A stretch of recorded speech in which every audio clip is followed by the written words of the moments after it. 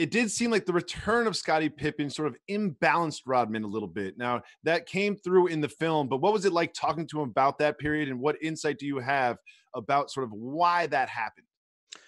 Well, we had done, I mean, as with all of these guys, and ESPN did a great 30 for 30 on Dennis themselves. But Dennis, so many of these stories about all these guys are about fathers and sons and how they relate to their dads and how their dads shaped them. And Dennis's father's name was Philander, or is Philander. That's his name. And he is appropriately named. He has over 20 children. The man has 24 children. What?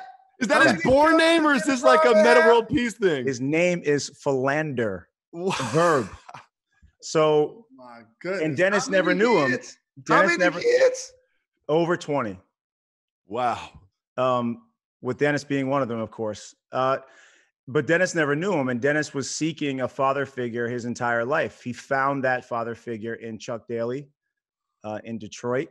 And then when Detroit cast him off, when the Pistons dynasty broke up, he found it again in Chicago with Phil after a stint in San Antonio. So we had done, a whole story about what makes Dennis Dennis and why, I should say authority figure, because Michael Jordan was not a father figure to Dennis, but Dennis, like a crazy kid, needed someone to tell him what to do and where to be. So yeah, he's going to be nuts. He's going to go crazy, but he's going to be home by dinner, So he can go to Vegas, he can go whatever, but when the chips are down, he's going to actually behave. So he's going to be running around the neighborhood all day, throwing rocks at people and terrorizing the neighbors' pets and all that. But he's going to be home by dinner if you need him to be home. And he just needs a figure of authority. And for Dennis, Michael was that guy. So then when Scottie comes back, like Dennis says, he says, we were like the three amigos and I was the third wheel. Well, the three amigos got along a lot better than Michael, Scottie, and Dennis did, because Dennis was kind of an outcast on that team. So he just kind of went off the rails. He's an emotionally fragile guy. I think that those tattoos and the piercings and all that, I think that's all armor. I think that Dennis is a lot softer underneath. So finally he had gotten approval from Michael, and Michael needed him every day. And then when Scottie came back, all of a sudden he wasn't needed every day in that way. And he just kind of went a little bit off the rails. Can you describe why it was important to put the montage of the beauty of Dennis Rodman describing how he rebounded the basketball? That was how he learned. That was our editor, Abai Sofsky's genius. I came in one morning and we had discussed what that section was going to be, but he didn't tell me that he was going to do that quick montage with Dennis saying all that stuff, click, clack, over here, over there. And I remember just being floored. Like, that's when I knew we have a team. We have the dream team of editors on this thing. Like, people who, it's one thing to tell an editor, this is how it's going to be, and you leave the room, you come in, it's done the way you want it to be done.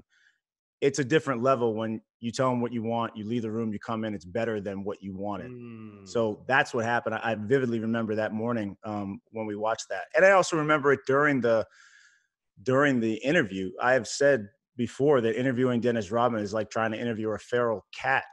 Like, he's not looking in the same place. He's got those big shades on.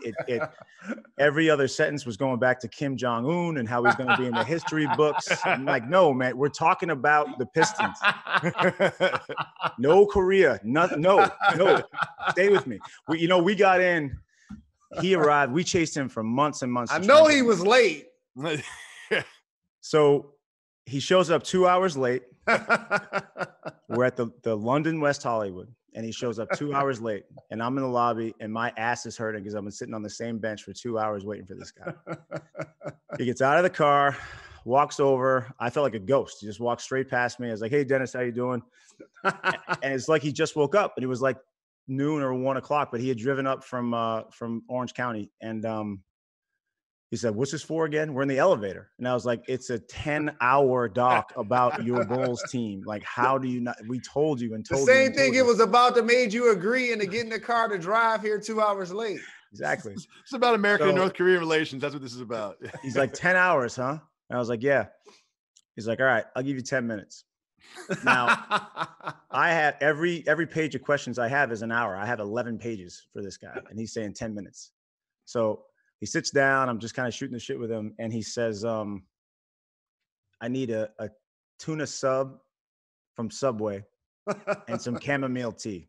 It was like Chappelle sending the guys for a sugar cookie in Queens. It was like, you can't, unless you pass this test, you cannot do this interview. So we got him the tuna sub, we got him the chamomile tea, and he sat down for 3 hours. But that is a difficult guy to interview. Thanks for watching ESPN on YouTube. For live streaming sports and premium content, subscribe to ESPN+.